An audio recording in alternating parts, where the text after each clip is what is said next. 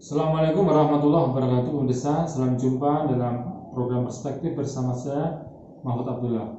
Saudara, korupsi bukan hanya marak di Indonesia, tetapi terjadi di masyarakat manapun yang menerapkan nilai-nilai yang bersumber dari ideologi Barat tersebut.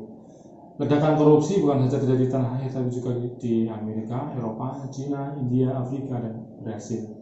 Negara-negara Barat yang dianggap matang dalam menerapkan kapitalisme justru menjadi biang pelaku bobrok ini.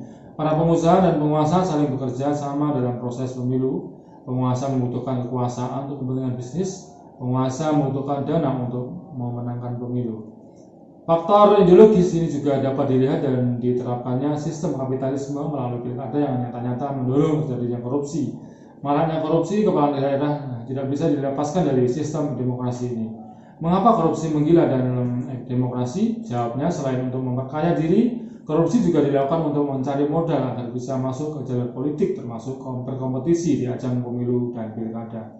Sebab proses politik demokrasi, khususnya proses pemilu menjadi caleg ada daerah apalagi pusat, dan calon kepala daerah apalagi presiden wapres, memang membutuhkan dana besar. Data yang telah dikemukakan di atas, yaitu adanya ratusan kepala daerah yang tersangkut berbagai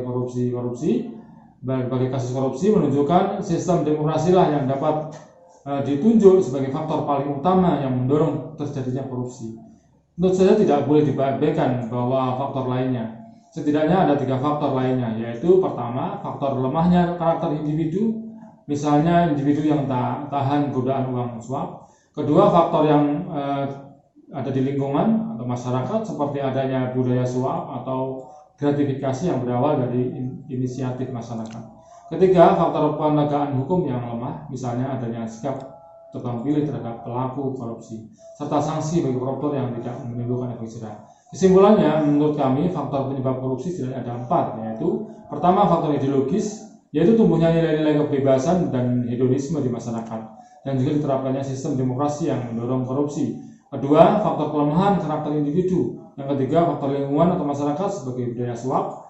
Keempat, faktor penegakan hukum yang lemah. Saudara, pemirsa acara LBH Berita Umat Jawa Timur, demikian ulasan ringkas dari kami. Terima kasih atas like, subscribe, dan komennya. Assalamualaikum warahmatullahi wabarakatuh.